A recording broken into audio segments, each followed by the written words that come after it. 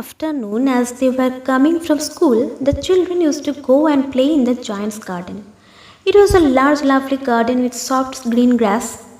Here and there over the grass stood beautifully flowers like stars. And there were 12 peach trees that in the springtime broke out into delicate blossoms of pink and pearl, and in the autumn bore rich fruit. The birds sat on the trees and sang so sweetly that the children used to stop their games in order to listen to them.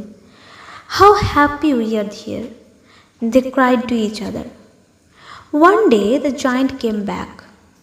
He had been to visit his friend, the Cornish ogre, and had stayed with him for 7 years. When he arrived, he saw the children playing in the garden. "What are you doing here?" he cried in a very gruff voice, and the children ran away.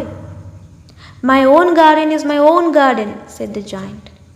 "Anyone can understand that, and I will allow nobody to play in it but myself."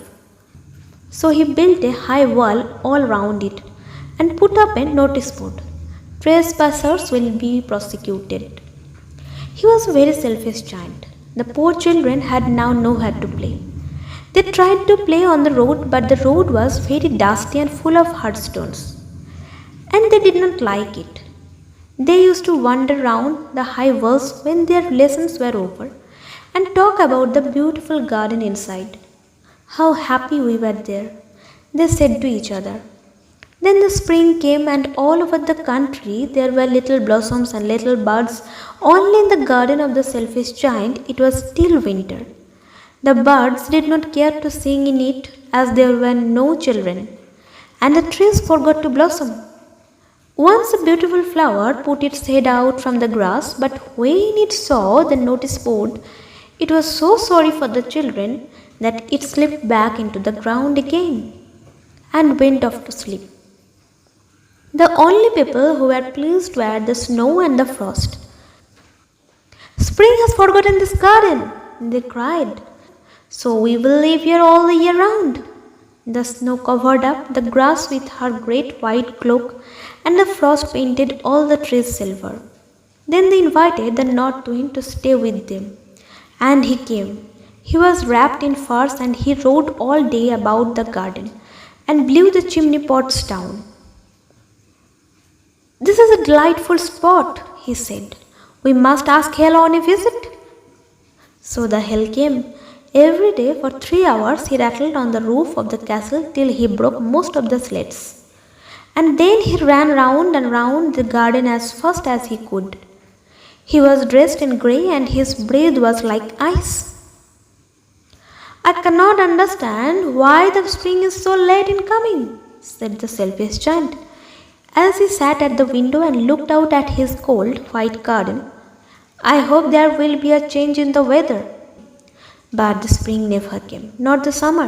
The autumn gave the golden fruit to every garden, but to selfish giants she gave none. "He is too selfish," he said. So it was always winter there, and the north wind and the hail and the frost and the snow danced about through the trees. One morning the giant was lying awake in bed when he heard some lovely music. It sounded so sweet to his ears that he thought it must be the king's musicians passing by. It was really only little linnet singing outside his window, but it was so long since he had heard a bird singing in his garden that it seemed to him to be the most beautiful music in the world. Then the hail stopped dancing over his head, and the north wind ceased roaring, and a delicious perfume came to him through the open casement. "I believe the spring has come at last," said the giant, and he jumped out of bed and looked out. He saw a most wonderful sight. Through a little hole in the wall the children had crept in, and they were sitting in the branches of the trees. In every tree that he could see there was a little child, and the trees were so glad to have the children back again that they had covered themselves with blossoms and were waving their arms gently above the children's heads. The birds were flying about and twittering with delight, and the flowers were looking up through the green grass and laughing. It was a lovely scene. Only in one corner it was still winter. It was the furthest corner of the garden, and in it was standing a little boy. He was so small that he could not reach up to the branches of the tree, and he was wandering all round it, crying bitterly. The poor tree was still covered with frost and snow, and the north wind was blowing and roaring above it. "Climb up, little boy," said the tree, and it bent its branches down as low as it could. But the boy was too tiny. And the giant's heart melted as he looked out. "How selfish I have been," he said. "Now I know why the spring would not come here.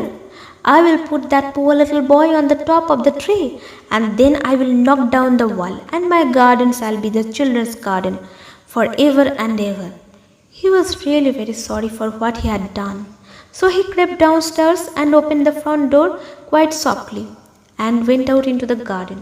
But when the children saw him, they were so frightened that they all ran away, and the garden became winter again. Only the little boy did not run, for his eyes were so full of tears that he did not see the giant coming. And the giant stole up behind him and took him gently in his hands and put him up into the tree. And the tree broke at once into blossom, and the birds came and sang on it, and the little boy stretched out his two arms and flung them round the giant's neck and kissed him. And the other children, when they saw that the giant was not wicked any longer, came running back, and with them came the spring. "It is your garden now, little children," said the giant, and he took a great axe and knocked down the wall. And when the people were going to market at 12 o'clock, they found the giant playing with the children in the most beautiful garden they had ever seen. All day long they played, and in the evening they came to the giant to bid him goodbye. "But where is your little companion?" he said. "The boy I put into the tree." The giant loved him the best because he had kissed him. "We don't know," answered the children. "He has gone away. You must tell him to be sure and come tomorrow," said the giant. But the children said that they did not know where he lived and had never seen him before, and the giant felt very sad. Every afternoon, when school was over, the children came and played with the giant, but the little boy whom the giant loved was never seen again.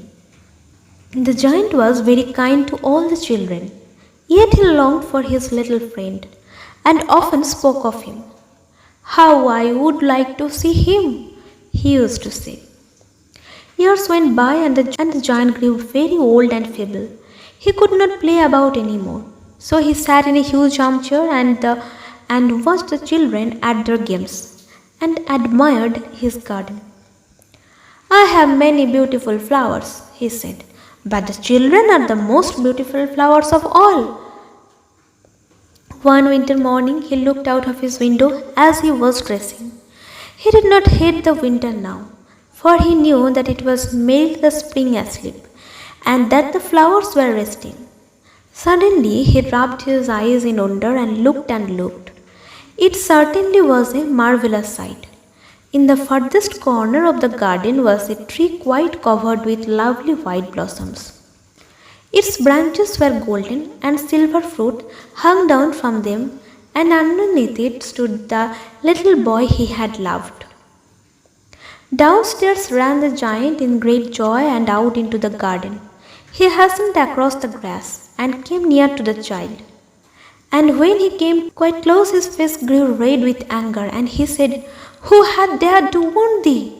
For on the palms of the child's hands were the prints of 2 nails, and the prints of 2 nails were on the little feet. "Who hath dared to wound thee?" cried the giant. "Tell me, that I may take my big sword and slay him." "No," answered the child, "but these are the wounds of love."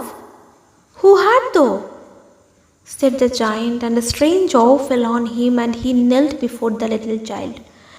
And the child smiled on the giant and said to him, "You let me play once in your garden.